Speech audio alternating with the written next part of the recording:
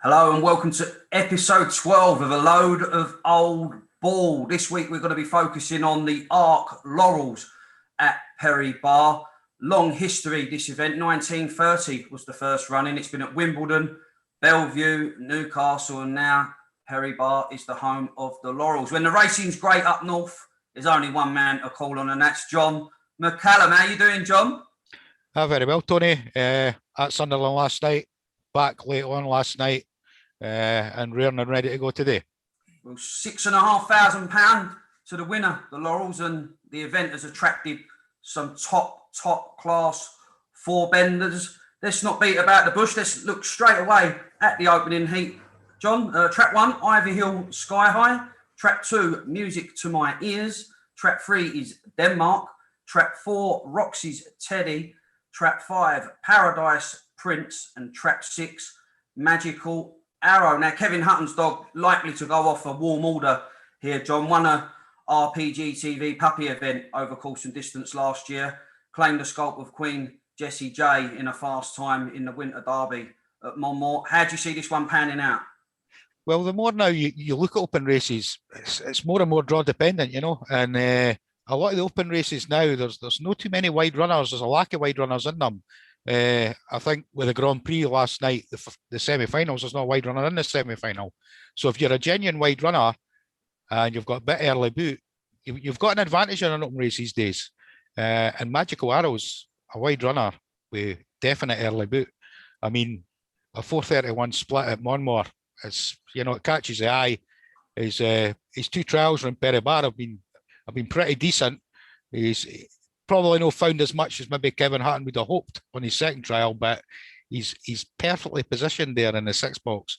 And Paradise Prince has changed kennels recently. It was with Nathan Hunt, but Gary Ferguson now up here in Scotland's got it. So he's no fear to put the hard miles in. So he'll go there with a chance as well, Tony. Yeah, I do favour Magical Arrow here, just on the basis that what I've seen of Paradise Prince, he's a fast dog, clearly, but he just tends to come up with the boxes, and if he misses it a beat, I think he'll be in trouble, as good as that recent trial is at Newcastle. Magical Arrow, I think the more looks for Perry Barr you have, the better, John. It's a track that I think greyhounds get better and better with, and I just see Magical Arrow here cutting loose from the pack, and once he's in front, as much as Ivy Hill Sky High has got decent form over 4 and 6 bends, and Wallace has prepped this fella really well. He's got his draw, but I just think 6 steals the early march on these. How do you see it yourself? I think the White's a funny dog. I think Denmark's a funny dog. It ran really well at Nottingham in the British Bred. I was maybe a wee bit disappointed when it led and got beat better that night. Going around the third, I thought I'd won easy, but Rab McNair's dog came in and won the race well. I would put 6 in as a bet, obviously price dependent, and I wouldn't put anybody off 3. I think 3 can get first run and 1 and 2 down to the corner, Tony. So I would go 6-3. Yeah, I'm going to be pretty obvious here. 6-1 myself. I'll just give you a quick anti-post prices. Some of the best prices around. 16-1 Ivy Hill Sky High, 33-1 Music to My Ears, 40-1 Denmark, 125 for Roxy's Teddy, 33 for Paradise Prince, and Magical Arrow, 12-1. So moving on, Heat 2 in track 1, Glory Millie for Barry Draper, who's won this event 3 times. Dave's Gift in track 2 for Kim Billingham. Track 3 is Tasty Treat for Julie Bateson, also won this event in 2007. Black Eyed Molly for Mark Wallace in track 4. Sparta Master for Sharon Thompson in track 5, and Pacemaker Ted in track 6 for Tom Hilbron. Competitive heat. I'm with the stripes again here, John. No look round is a concern, but one thing I did look at Pacemaker Ted. He went to Nottingham, ran a blinder, went to Monmore, won first look round. I think he's that type of dog that will run a track first time and could get first run out wide. How do you see it yourself? Yeah, I'm in agreement with you, Tony. I think he's the type of dog that you take first time and he flies around the track. He's been running really good at Newcastle. He missed the boxes and got beat off Droopy's Dazzler there last week. But I mean, Droopy's Dazzler, when that gets on the skin, that is a fast dog. And I think he's got Sparta Master inside him, which is an ideal makeup. If he starts, I can see him going round in front. Tasty Treat out of 3. That's Tasty Treat's box for me. I can't have Tasty Treat and red on the rails. He seems to miss a break at the red. And one thing Tasty Treat's got, he's got fierce early when he gets it right. He can, you know, his times at Dundalk when he was over there as a pup were frightening. I think he done 21:10 or something like that. If you check back, he's got fierce early, but away for the rail certainly suits him. And I think he can lead 1 and 2 up. So I would go 6-3 here, Tony.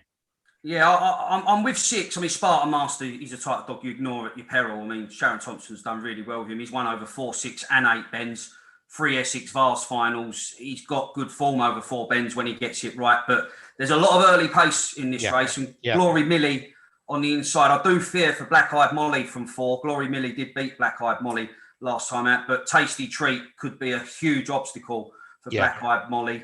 And I thought this could be a 6, 1 and 5 running on through beaten dogs in the latter stages to book his place in the next round. Move it. I'll just give some anti-post prices on that. Glory Millie is a best price 20s.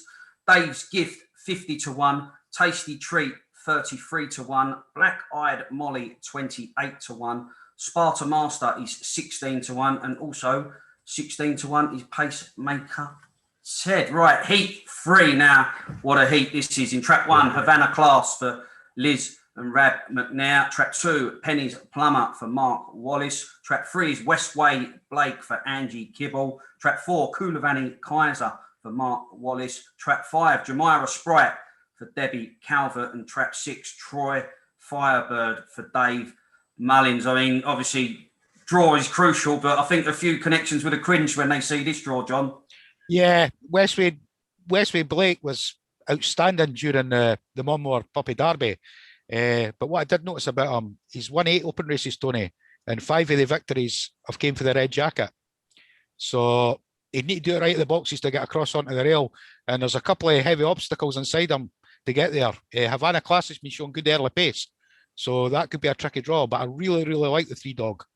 But now he's stepping up into the big boys game, out of puppy.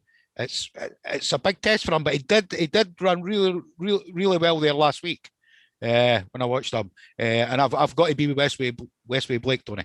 Yeah, I'm in agreement with you. I love the Westway Blake dog. A6 at Swindon. He started off his career September last year, and he's just a winner, and he's a professional winner, and he gets the job done. I think Connections will be delighted with his prep trial, and he put that into practice when winning a trial stake. Obvious concern, Koulibaly Kaiser.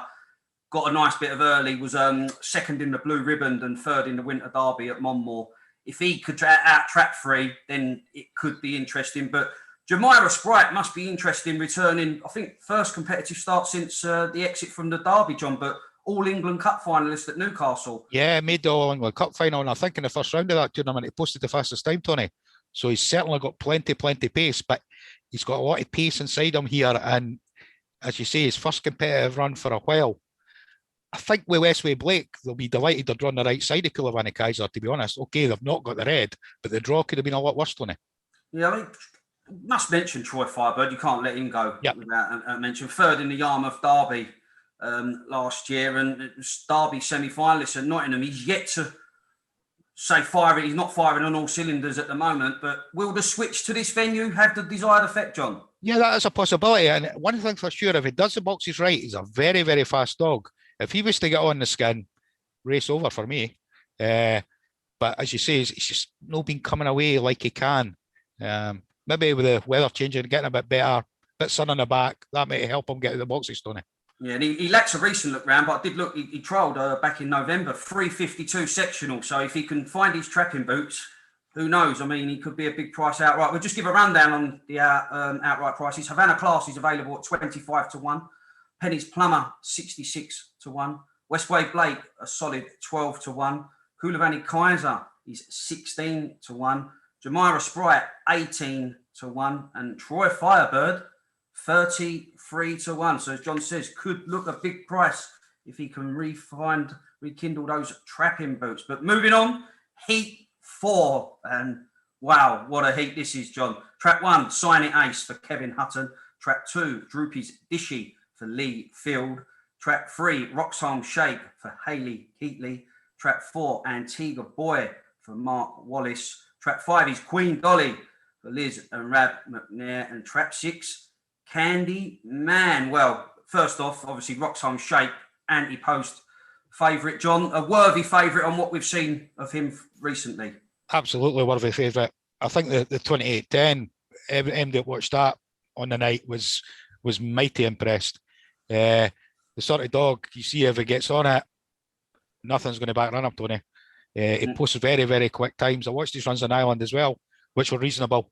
He's got to be the standout there. Droopy's Dish has been running well inside. This is a bit of a step up in class, though. This is a big step up in class. So could be in against it. I give the 6 dog a wee chance, Tony. Candyman. It looks like one of them that could keep qualifying in my book. What do you think?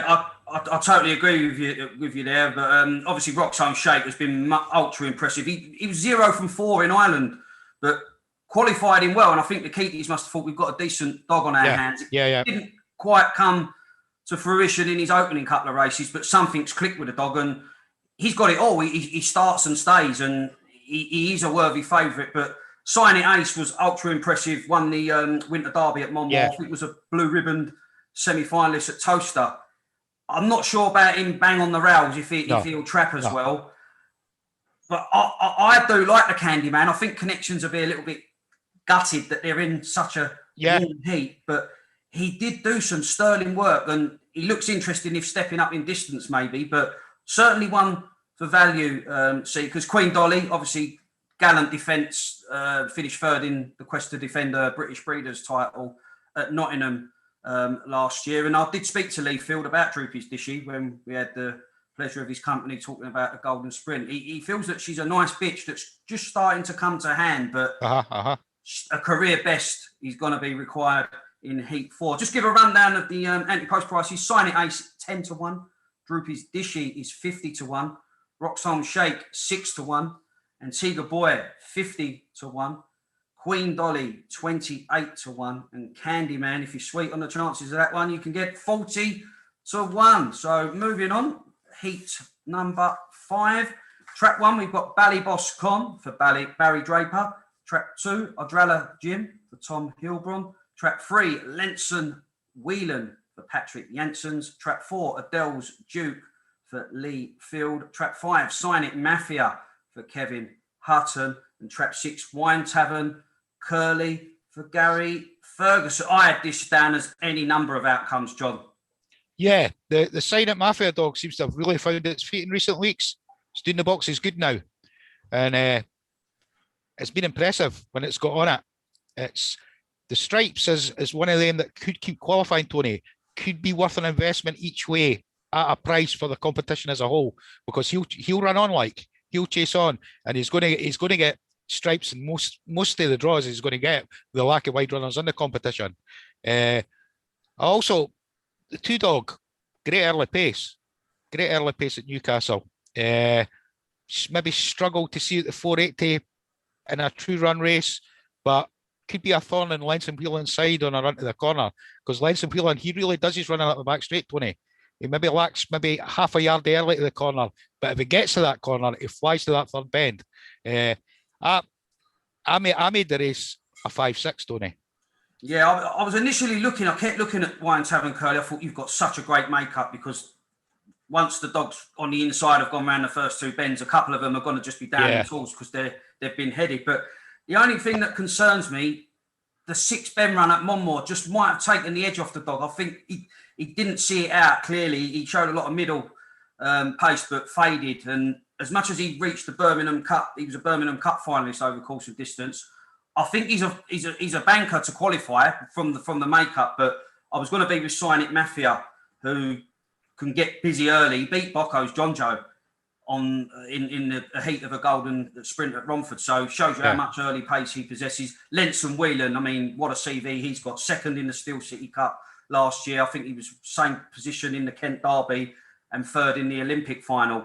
He's come back to life at Central Park last time out. The only problem is he lacks a look round and got that early pace on his immediate inside. And I just thought that might be a little bit of a troublesome run. And Adele's Duke, again, Lee Field thinks a bit of this fella, and he's stepping up to a true 4 bends now. Lovely striking form dog. I mean, he's such a lovely colour. He does blend in with the sand. His trial wasn't spectacular, John, 29.11, but the dog's clearly better than that.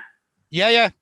Coming back to the Wine Tavern Curly dog, Tony, I think the one run over the 6 bends sometimes isn't a bad thing. Different if you're running a dog 3-4 times over the 6 bends, it doesn't stay. It can blunt a bit of the speed. But sometimes if you give a dog over that distance and bring it back, the dog can sometimes fly. I've had that with a couple of my dogs. Not quite got the 6 bends, give them one bash up, brought them back, and they've ran good. So I wouldn't let that put you off. And as I say, I would certainly have a look at an each way market at Wine Tavern Curly. Yeah, I'm going to be 5, 6, and 4 here. I think 1, 2, and 3 might not do each other any favours around the opening bench. And as much as he's missed the competition, dog Lenson Whelan, that lack of a look round and any traffic early might just prove his downfall. I'll just give some prices here. Ballyboss Con 40-1, Adralla Jim 66-1, Lenson Whelan 33-1, Adele's Duke Lee looking to get a tune out of that one 33-1. Sign It Mafia 20-1, and Wine Tavern Curly, the Birmingham Cup finalist, is 28-1.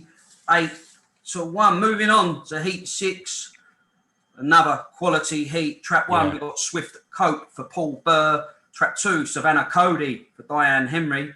Trap 3, Antigua Romeo for Mark Wallace. Trap 4, Bocco's Melody for Patrick Janssens.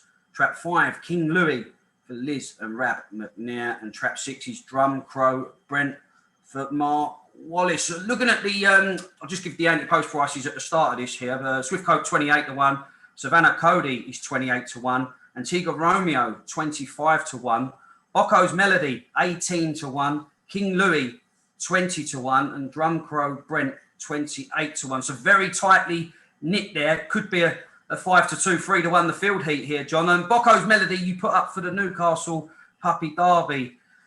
What concerns me, she's missed the break back to back now, and I'll never like to see that in a bitch that usually pings. Yeah, I think maybe the change of track maybe do her good. I think she first came to Newcastle, and that trial she put in was something special. And I noticed Patrick Janssens maybe time wise push to get a trial into her, or maybe he's thinking this is a bitch when I take the track first time that just pings and goes. And if that's the case, if she hits the front, she's going to take the beating here. But a concern comes with a caveat of, you're right, missed the break twice at Newcastle after showing good pace to the first bend in the heat. I also like the 5 dog, King Louis. I think he's running as good as he's ever run. He's picking up races for fun now, and he's a threat if he's there or thereabout, Tony. I think with him it will depend what Bocco's Melody does, but I would definitely put him into calculations in this race. Yeah, he's going to be my selection. He done me a turn when winning that British Breeders at Nottingham, put him up anti-post, and what a run behind Westway Blake. It was a warm trial stake. Yeah, it was a good run. He's got a bit of all-round pace. I think he'll have the legs of Drum Crow Brent to control the wide. Swift Coat's an interesting runner. I looked at Swift Coat. He's won at 4 and 6 bends at Romford. Yeah. He's never raced. Dog. He's never raced or trialled out of track 1, John. That's a worry. It's a worry for me, that. I'm sure when Paul Barr seen that, okay, seeded on rails, but I'm sure he was hoping for 2 or 3, But he showed real pace at Romford, this dog. I like him. He's a winner. He wants to win races. But I think the red is a concern. Is a big concern. Because when he's been trialling him at Perry Barr there, he's trialled him at 4 and 2, so I don't think red will be ideal, Tony. No, I think, again, it's one of those competitions where you've got a lot of trainers that have seeded rails hoping that they probably get 3 or 4. Yeah, absolutely. And sod's law, you want your 3 or 4 and you get track 1. But Antigua Romeo must be mentioned. He battled gritty success in a trial stake, and it was interesting. He lost his way over 4 bends, and Mark stepped him up to 6 bends, and the genius that is Mark Wallace goes and wins the Essex Fast with him. Yeah. 5-7-5. Yeah, he's a fighter, the dog. I like him. And he's definitely, if he could do the boxes here, he's definitely not out of this, Tony. Definitely not out of it. But I think it's a tricky enough heat, and I would go with 4 over 5, Tony. Yeah, well, all these heats are on Thursday at Perry Barr, available to view on different platforms. First three qualify for next Thursday's heats. Always nice for the first three, but the semi-finals will only be the first two to qualify format. But there's a bit of everything. We've got early pace and stayers in this event. John, come on, let's ask you for an anti-post selection.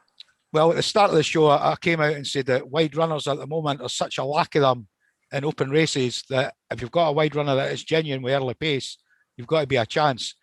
And I would go with Magical Arrow. I'll stick him up. I wouldn't go each way. I'll go straight. I think it's round about 8 or 10 to 1. And my each way bet, it's a minefield there, Tony. It really is, because there's so many good dogs in it. But I'm going to stick with the bitch. I'm going to stick with Bocco's Melody and play her each way around about 18, 20 to 1. So we'll go her each way, 18, 20 to 1. And we'll go the Arrow dog 8, 10 to 1, straight win. That's how I would play the event. My take, I mean, obviously, Roxholm Shake is a worthy favourite. If he can if he can continue to trap like he has, he stays. I think he'd win 6 bends, that dog, in time. But I don't like putting up an anti-post dog that's hit such a tough heat. But I'm going to put up Candyman. Again, been doing some real eye-catching work in the latter stages at Swindon, and most recently in a trial stake. Was in front at the pickup last time out. Yep. Only won an A4 at Sheffield, but did 28.84 in the process. I just think that there's a lot more to come from this dog. And although he's hit a tough heat, I think sometimes being drawn in a tough heat, that type of dog, the race is naturally stretched out. And I think he can get into a rhythm and qualify. And again, although it's only the first two format in the semi-finals, he's an up-and-coming sort, but it is a cracking event. I mean, this is what the sport needs, John. Quality. Oh, absolutely. And events like this, it catches everybody's interest, Tony. And that's what we need. You know, we need good quality open races that catch people's interest. And you can have a play anti-post early on and see yourself hopefully right through the competition. And the secret about betting anti-post, as everybody knows, is you got to get the value. It's like anything. You got to get the value. I mean, you might look back on finals night and say, Roxholm Shake 92, what value that was. But in an event with the quality of this, I wouldn't have been playing dogs round about 41.92. I'd be looking down the field. But as I say, I could be proved wrong and I get the final and I might go off, done really well in the heat, smash the semi, go off 47 in the final, and 92 was a great price. Yeah, well, once again, thanks very much for your input, John. It's great to have, and you're becoming a face. You're already a face, but you're becoming a face. A bad face, Tony. But this has been episode 12 of A Load of Old Ball, but we've given our anti-post selections, and you can always feel free to give your comments underneath. Be nice, obviously, but we want to know your anti-post selections for this upcoming Laurels, whether it be a massive price or you fancy something that's a little bit shorter in the market. It's always nice to see different opinions. We've given ours today, and I must thank John once again. Perry Barr Laurels, Thursday evening, fantastic racing. You've been watching A Load of Old Ball. Tune in for episode 13 next time.